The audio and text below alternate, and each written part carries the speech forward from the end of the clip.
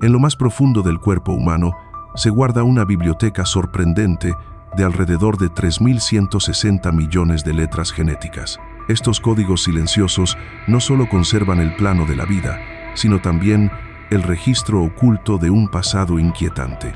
Diversos estudios científicos sugieren que, hace miles de años, el mundo conocido fue arrasado por oleadas de conflicto violento tan extendido que sus cicatrices aún resuenan en nuestras propias células. Aquella convulsión, que se desplegó sobre casi todas las tierras habitadas, ha sido descrita como la primera lucha verdaderamente global de la humanidad, una catástrofe de la que ninguna sociedad pudo escapar del todo. La huella de esa época olvidada permanece en un estrechamiento genético revelado por la investigación moderna del genoma.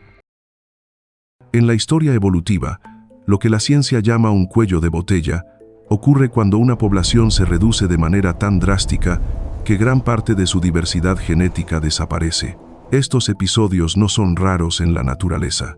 Incluso nuestra propia especie ha sobrevivido a varios, entre ellos uno particularmente severo hace unos 900.000 años, asociado por algunos investigadores con tensiones ambientales durante la Edad de Hielo. Sin embargo, el colapso genético que nos ocupa fue mucho más reciente y, según ciertos estudios, parece estar ligado a la acción humana más que a fuerzas naturales.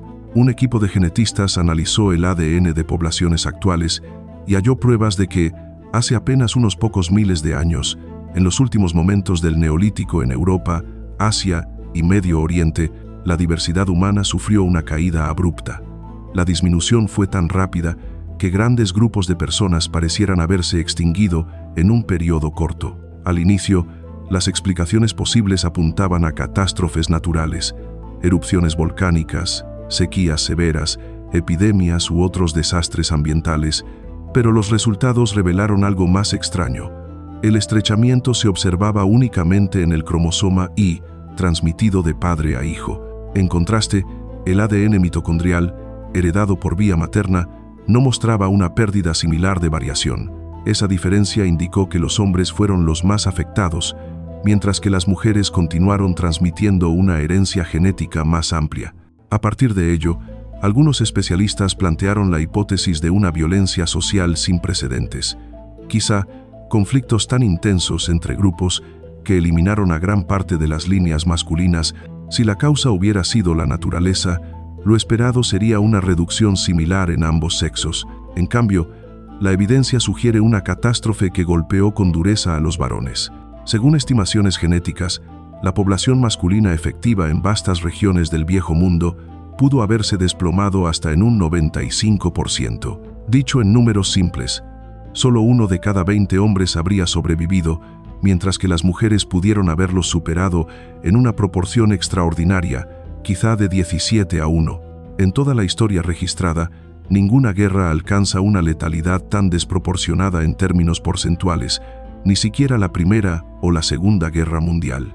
Para imaginar un conflicto semejante en la actualidad, sería necesario que murieran cerca de 3.900 millones de hombres, quedando apenas unos 200 millones con vida. De manera natural, al escuchar que el ADN humano guarda pruebas de una violencia tan enorme, uno pensaría que al menos deberíamos encontrar algunos restos que lo confirmen, y, de hecho, abundan. Han sido identificados más de 250 yacimientos del Neolítico tardío en Europa, donde los muertos muestran señales claras de violencia. En general, los individuos de esta época son célebres por hallarse en condiciones lúgubres y con niveles de daño físico nunca vistos en poblaciones anteriores o posteriores. Un estudio de más de 2.300 agricultores tempranos reveló que más del 10% de hombres y mujeres tenían heridas compatibles con armas, probablemente infligidas en incursiones para robar cosechas y ganado. Otro análisis, con 338 individuos en la península ibérica, mostró que 23% presentaban marcas de violencia.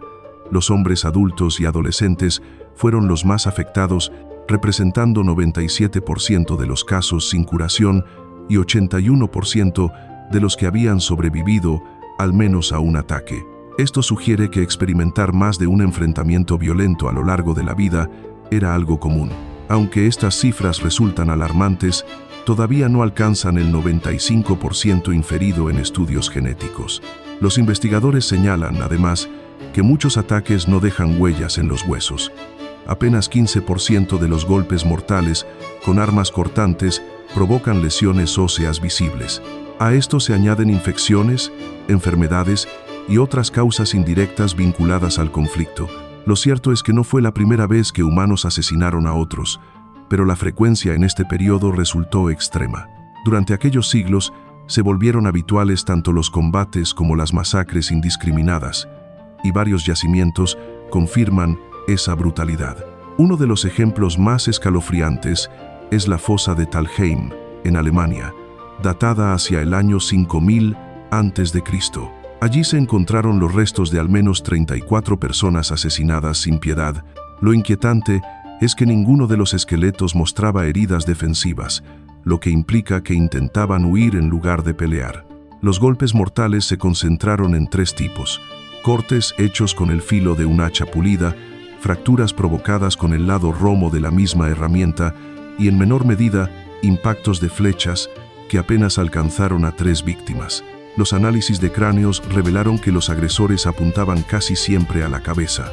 30 de las 34 personas tenían lesiones letales en el cráneo, a menudo encima de heridas que ya eran mortales por sí mismas.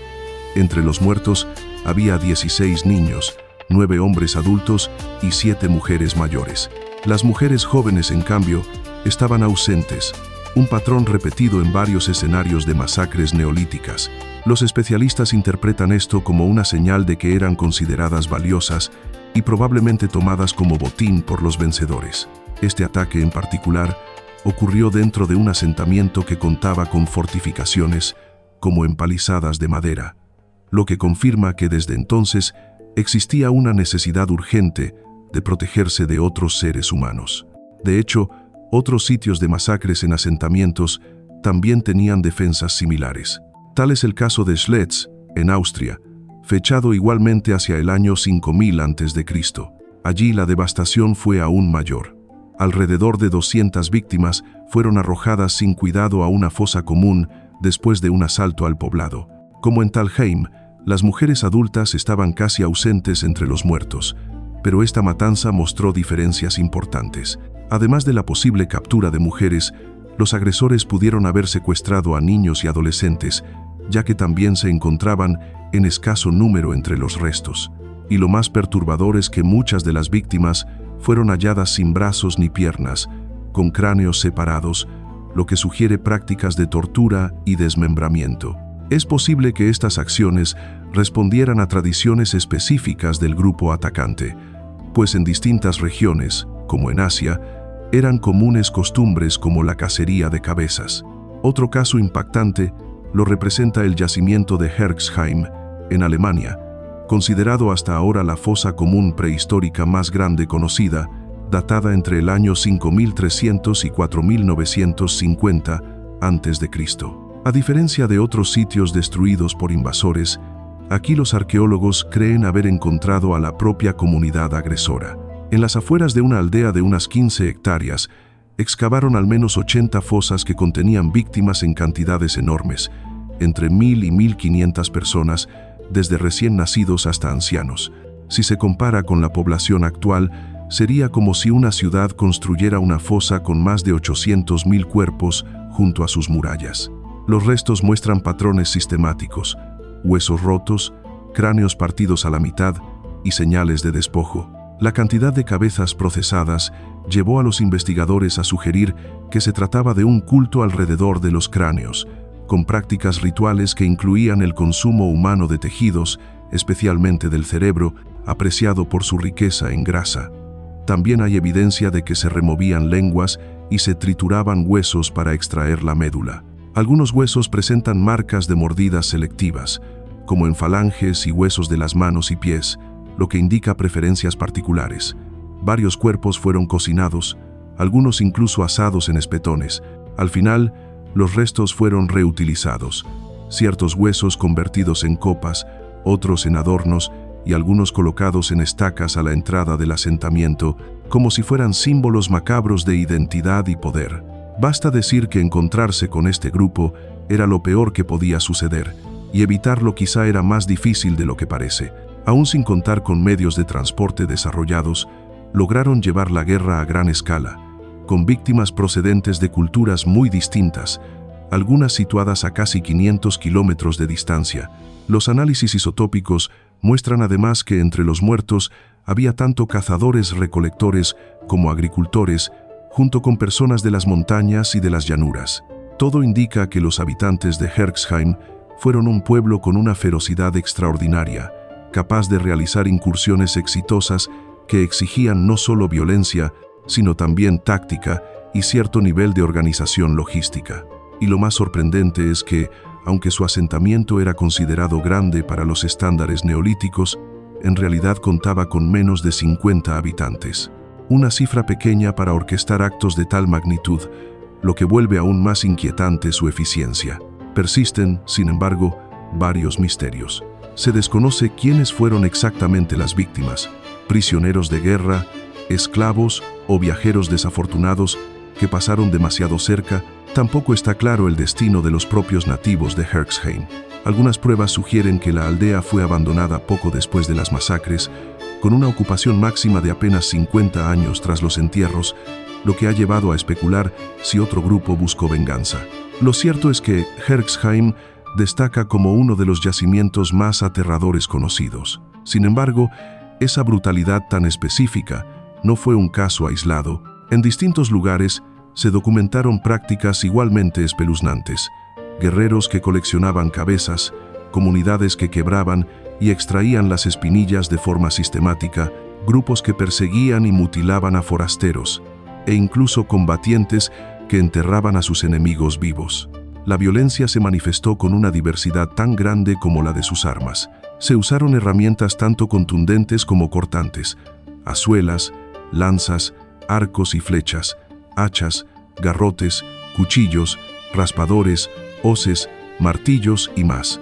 Lamentablemente para los combatientes, la innovación de las armas no se correspondía con el nivel de protección. No existía una armadura estándar, y es probable que los guerreros apenas vistieran pieles de animales, telas tejidas o fibras vegetales. Vivir en aquel tiempo era sumamente difícil para cualquiera, pero en especial para los hombres en edad de combatir. Alcanzar la adultez ya era un logro, pues la violencia generalizada se traducía en una esperanza de vida miserable, de apenas 20 a 33 años. Era uno de los periodos en que los humanos modernos morían más jóvenes, y esto incluso tomando en cuenta la mortalidad infantil. Quien llegaba a los 15 años difícilmente superaba los 33. Ante semejante panorama, surge la pregunta inevitable: ¿qué estaba pasando? ¿Por qué parecía que todos estaban en guerra constante con todos? No hay una respuesta definitiva, pero sí varias hipótesis. Una de las más aceptadas vincula el estallido de violencia con la llamada Revolución Neolítica o Primera Revolución Agrícola. En este periodo, muchos grupos humanos dejaron de ser cazadores-recolectores y se asentaron como agricultores. Este cambio permitió un crecimiento poblacional y el surgimiento de aldeas permanentes, lo que a su vez dio pie a nuevas formas de organización y a un acceso mucho mayor a las armas. Todo esto significaba que ahora era posible reunir grupos numerosos para la guerra, además de que las aldeas ofrecían objetivos tentadores: comida almacenada, ganado y mujeres en un solo lugar. La sola existencia de un asentamiento podía ser vista como una amenaza por los vecinos, lo que generaba una espiral de hostilidad. Otra explicación más puntual intenta aclarar por qué el cromosoma y fue tan afectado. Durante la Revolución Agrícola, muchas sociedades comenzaron a organizarse en clanes patrilineales, es decir, grupos unidos por lazos masculinos de parentesco. La confianza era un bien escaso, y era más sencillo apoyarse en los propios familiares varones. Esto restringía severamente el ingreso de hombres externos, mientras que las mujeres se movían con mayor libertad. El resultado fue que, al enfrentarse entre sí, los clanes podían borrar linajes masculinos completos, produciendo un cuello de botella genético muy marcado en los hombres. No todos los investigadores coinciden con esta hipótesis. Un grupo propone una explicación más pacífica, la llamada fisión lineal, en la cual los clanes patrilineales se dividían con frecuencia de manera no violenta. Al estar formados por varones emparentados, sus linajes eran más frágiles y vulnerables a desaparecer con el tiempo, sobre todo bajo condiciones ambientales adversas. Este proceso de fragmentación y competencia reproductiva habría reducido gradualmente la diversidad del cromosoma Y, sin necesidad de imaginar masacres continuas. Y, por supuesto, también es posible que ambas ideas sean correctas a la vez. Factores de violencia y dinámicas pacíficas, actuando en conjunto para reducir la población masculina efectiva. Lo que no admite discusión es que algo ocurrió. Y hasta hoy, las huellas de ese cuello de botella siguen presentes, con algunas poblaciones que no han recuperado la diversidad genética previa. De no haber sucedido, nuestro mundo sería muy distinto. Aún así, la recuperación general ha sido significativa, y ya no vivimos bajo la norma de matarnos al vernos. Esto conduce a una segunda pregunta: ¿cómo terminó tanta sangre? La respuesta es que nunca desapareció del todo. Con el paso del tiempo, gracias a los avances tecnológicos, más personas murieron en guerras, pero la población creció aún más rápido que la destrucción. El surgimiento de sociedades complejas, del comercio y la diplomacia ayudó a moderar la violencia. Si revisamos los últimos 600 años, notamos que esta disminución fue reciente. Apenas en el último siglo hemos visto un descenso sostenido en los conflictos iniciados año con año, en particular desde la Segunda Guerra Mundial. Aunque cueste creerlo, hoy habitamos un mundo mucho más pacífico que aquel en el que vivieron nuestros ancestros neolíticos.